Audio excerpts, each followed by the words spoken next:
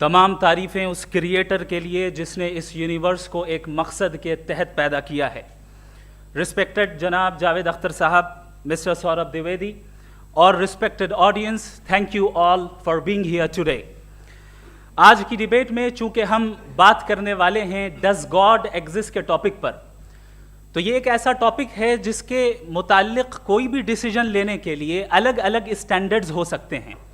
لہٰذا ڈیبیٹ کے شروع میں یہ ضروری ہے کہ ہم یہ جان لیں کہ آج کے اس ٹاپک میں کون سا اسٹینڈرڈ صحیح ہوگا اور کون سا غلط ہوگا. سب سے پہلا اسٹینڈرڈ جسے میں سمجھتا ہوں کہ ہمارے رسپیکٹڈ جناب جاوید اختر صاحب بڑی تیزی کے ساتھ اس کی طرف لپکیں گے, وہ ہے سائنس. جبکہ سائنس در حقیقت خدا کے ایگزسٹنس کو ڈائریکٹلی ثابت کرنے یا اس کے ایگزسٹنس کو ڈینائی کرنے کے لیے اسٹینڈرڈ نہیں بن سکتی. اور اس کی وجہ کیا ہے یہ میں نہیں کہہ رہا, یہ وہ لوگ کہہ رہے ہیں جو سائنس کے ایکسپرٹس ہیں. نیشنل اکیڈمی آف سائنس کہتی ہے science doesn't have the processes to prove اور disprove the existence of God. Why? کیونکہ سائنس کا تعلق ایمپیریکل ایویڈنس سے ہے اور ایمپیریکل ایویڈنسز کا تعلق ہمارے نیچرل اور فزیکل ورلڈ سے ہے, جبکہ گاڈ نان فزیکل اور سپر نیچرل ریالٹی ہے. لہٰذا نان فزیکل ریالٹی کو آپ اس ٹول کے ساتھ نہیں چیک کر سکتے جس کا کام فزیکل ریالٹی کو تلاش کرنا ہے. لہٰذا آج اس ڈیبیٹ میں گاڈ کی ایگزسٹنس کو ثابت کرنے یا اسے ڈینائی کرنے میں سائنٹیفک ایویڈنس کو ایکسیپٹ نہیں کیا جائے گا. دوسرا اسٹینڈرڈ ہو سکتا ہے ریویلیشن, کہ ریویلیشن کے ذریعے ہم یہ ثابت کریں کہ گاڈ ایگزسٹ کرتا ہے یا نہیں. لیکن یہ اسٹینڈرڈ بھی آج ارریلیونٹ ہے. کیوں؟ کیونکہ ریویلیشن میرے نزدیک سورس آف نالج ہے, ویلڈ سورس آف نالج ہے, لیکن ہمارے جاوید اختر صاحب کے نزدیک یہ ویلڈ سورس آف نالج نہیں ہے.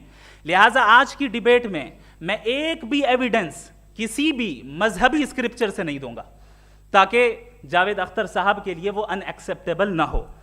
تیسرا جو معیار ہو سکتا ہے وہ ہے آبزرویشن, کہ بھائی کوئی کہے کہ ہمیں خدا دکھاؤ, اگر ہے تو دکھاؤ, یا یہ کہ خدا کے ایگزسٹنس پر ایمپیریکل ایویڈنس دو.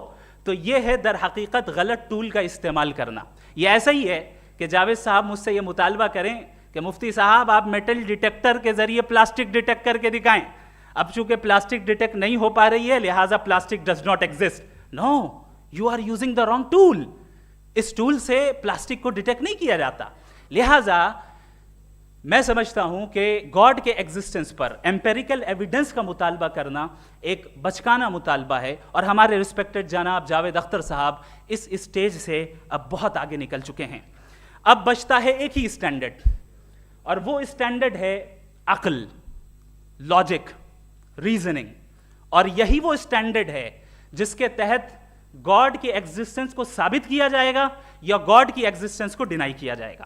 لیکن چونکہ یہ بہت امپورٹنٹ اور سینسٹیو ٹاپک ہے, اس لیے لاجیکل آرگیومنٹ بھی ایسا ہونا چاہیے جو ڈیفینیٹو ہو, انڈیفینیٹو نہ ہو, جو 2 اور 2 4 کی طرح بالکل واضح ہو, جسے لاجیکلی ریجیکٹ کرنا پاسبل نہیں ہو. فار ایگزامپل ہم کہیں ہمارے رسپیکٹڈ مسٹر سوربھ صاحب یہ ایک انسان ہے اور تمام انسان کانشیس بینگ ہے, لہٰذا نتیجہ کیا نکلا, ہمارے سوربھ صاحب بھی کانشیس بینگ ہے. کیا یہ انڈیفینٹ آرگیومنٹ ہے یا ڈیفینٹ آرگیومنٹ ہے؟ یہ ڈیفینٹ آرگیومنٹ ہے. یہ 2 اور 2 کی طرح واضح ہے, اس میں کسی طرح جو ہے لاجیکلی اس کو ریجیکٹ نہیں کیا جا سکتا. تو اگر آج ہمارے جاوید اختر صاحب ایسی کوئی عقلی دلیل اور لاجیکل ایویڈنس دیں خدا کے نہ ہونے پر جو ڈیفینٹ بھی ہو, تو میں یہ اعلان کرتا ہوں کہ یقیناً میں اس ایویڈنس کو قبول کروں گا اور اس پر غور کروں گا.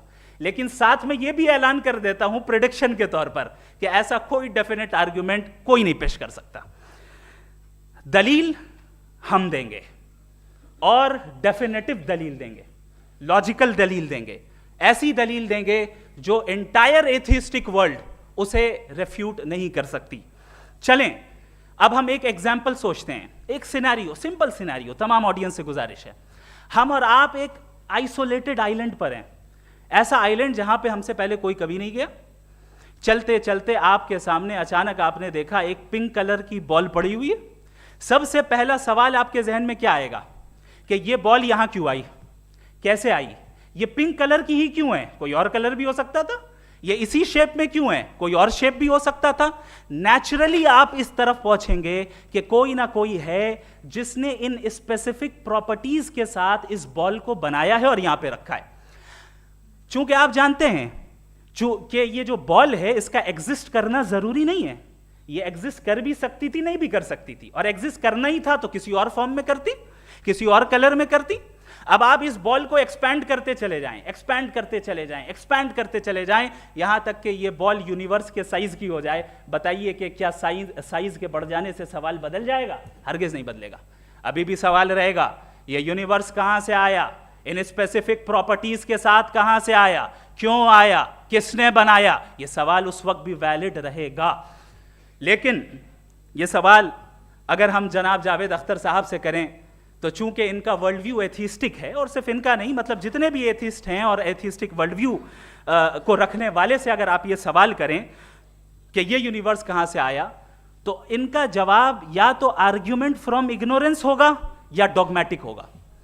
یا تو یہ کہیں گے کہ مجھے نہیں پتا کہ یہ کہاں سے آیا, لہٰذا گاڈ ڈز ناٹ ایگزسٹ, یہ آرگیومنٹ فرام اگنورنس ہے. یا یہ کہیں گے کہ یہ یونیورس خود بخود بن گیا. اس کا مطلب یہ ہے کہ اس بال کو بھی خود بخود بن جانا چاہیے, لیکن بال کے تعلق سے یہ ایکسپلینیشن ایکسیپٹ نہیں کی جائے گی کہ یہ خود بخود بن گئی, لیکن یونیورس کے تعلق سے کر دیا جائے گا. اسے ہم دوسرے الفاظ میں ڈوگما بھی کہہ سکتے ہیں. دوسری چیز, ہمارے جاوید اختر صاحب ضرور گاڈ آف گیپس کی مثال بھی ضرور دیں گے, اور مثال دیں گے کہ پہلے زمانے میں بجلیاں کڑکتی تھی تو لوگوں نے کسی ایک خدا کی طرف, اور بارش ہوتی تھی تو دوسرے خدا کی طرف منسوب کر دیا, ان کے پاس دلیل نہیں تھی. یہ ہمارا ورلڈ ویو ہے ہی نہیں, یہ ہمارا ورلڈ ویو ہے ہی نہیں, کیونکہ نیچرل فینومینا کے پروسیس کی انٹرپریٹیشن کو جان لینے سے یہ کہاں سے ثابت ہو گیا کہ گاڈ ایگزسٹ نہیں کرتا ہے. اس پر میں انشاءاللہ ابھی آگے بات کروں گا. آپ حضرات یہ بھی دیکھیں گے, اور میں یہ ایکسپیکٹ کرتا ہوں کہ ہمارے رسپیکٹڈ جناب جاوید اختر صاحب ضرور ایموشنل آرگیومنٹس بھی دیں گے, جو کہ ایک لاجیکل فیلیسی ہے جب بات آتی ہے ٹروتھ کو ڈیسائیڈ کرنے میں. کیوں؟ مثال کے طور پر وہ کہیں گے کہ اگر گاڈ ہے تو ایول کیوں ایگزسٹ کرتا ہے, جبکہ میں کہتا ہوں ایول کا ایگزسٹ کرنا گاڈ کے ایگزسٹ کرنے کی دلیل ہے, اس کے خلاف نہیں ہے. چونکہ اگر گاڈ ہے تو ہم سب اس کے سامنے اکاؤنٹیبل ہیں, اور اگر ہم اکاؤنٹیبل ہیں تو اکاؤنٹیبلٹی کے لیے ایول کا موجود ہونا ضروری ہے, اس کے بغیر ہم اکاؤنٹیبل نہیں ہو سکتے. اور اگر ہم اکاؤنٹیبل نہیں ہیں تو ہم جناب جاوید اختر صاحب سے پوچھیں گے کہ آپ بتائیں کہ پھر سفرنگ اس دنیا میں کیوں ہیں؟ اگر خدا نہیں ہے تو سفرنگ کیوں ہیں؟ اور ان لوگوں کے جذبے کا کیا جن کے اندر سفرنگ کے بعد انتقام لینے کا جذبہ پایا جاتا ہے اور وہ اس دنیا سے ایسے ہی چلے گئے, کیا ان کی ساری تکلیفیں بیکار چلی جائیں گی؟ اب آ جائیں اسی ایگزامپل کی طرف کہ بال, مجھ سے اگر کوئی پوچھے اس بال کو کس نے بنایا اور یا اس ایکسپینڈڈ بال کو کس نے بنایا, میں کہوں گا کہ چونکہ یہ یونیورس اور اس یونیورس کی تمام چیزیں کانٹینجنٹ ہیں. کانٹینجنٹ ہونے کا مطلب یہ ہوتا ہے کہ جو اپنے ایگزسٹنس پہ کسی کے اوپر ڈیپینڈ کرتی ہو, تو ظاہر ہے یہ یونیورس کانٹینجنٹ ہے. اور اگر کوئی چیز کانٹینجنٹ نہیں ہے تو میں ریکویسٹ کروں گا کہ مجھے دکھا دیں کہ کون سی چیز یونیورس میں کانٹینجنٹ نہیں ہے, ہم بھی ذرا غور کر لیں اور ہم بھی دیکھ لیں. اور جب کانٹینجنٹ چیزیں موجود ہیں تو فلاسفرز کی اصطلاح کے مطابق, ہم اس ٹرمینالوجی کے مطابق ہم اس جگہ تک پہنچتے ہیں اور اس ہستی تک پہنچتے ہیں جسے نیسیسری بینگ کہا جاتا ہے, کہ یہ وہ نیسیسری بینگ ہے جس کا موجود نہ ہونا ناممکن ہو. چونکہ اگر یہ موجود نہ ہو تو ساری چیزیں ایگزسٹنس میں آئیں گی ہی نہیں, اور یہ ساری کانٹینجنٹ چیزیں اسی کے اوپر ڈیپینڈ کرتی ہیں. اب اگر آپ یہ سوال کرتے ہیں کہ پھر اس ہستی کو کس نے بنایا, پھر اس کا کاز کیا ہے, پھر اس کا کاز کیا ہے, پھر اس کا کاز کیا ہے, اور اینڈلیسلی چلے جائیں, اسے ہم کہتے ہیں انفینٹ ریگریس آف کازز, جو کہ لاجیکل فیلیسی ہے. کانسیپچولی انفینٹی پاسبل ہے. مثال کے طور پہ نیومیریکلز 1 2 3 گنتے چلے جائیں, انفینٹ نمبرز ہیں. میں کانسیپچولی بات نہیں کر رہا, پریکٹیکلی ریالٹی میں ثابت کر کے دکھائیں کہ infinite regress of causes possible ہیں یا نہیں. اگر پاسبل ہیں تو ہم مان لیں گے, مثال دے دیں, اور پاسبل نہیں ہے تو ایک ہی آپشن بچتا ہے جسے ہم کہتے ہیں نیسیسری بینگ. ایسی نیسیسری بینگ جو انڈیپینڈنٹ ہے, چونکہ اگر وہ ڈیپینڈنٹ ہوئی تو وہ نیسیسری نہیں رہے گی. ایسی انڈیپینڈنٹ بینگ جو اٹرنل ہے, اگر وہ اٹرنل نہیں ہوگی, اس کی بگننگ ہوگی تو وہ خود کانٹینجنٹ ہے. ایسی بینگ جو پاورفل ہے, کیونکہ کانٹینجنٹ کو ایکچوالائز کرنے کے لیے پاور چاہیے. ایسی بینگ جو انٹیلیجنٹ ہے اور نالجیبل ہے, کیونکہ یہ یونیورس اسپیسیفک فارم اور اسپیسیفک لاز آف نیچر کے تحت پریسائزلی چل رہا ہے. Thank you. تھینک یو مفتی صاحب. میں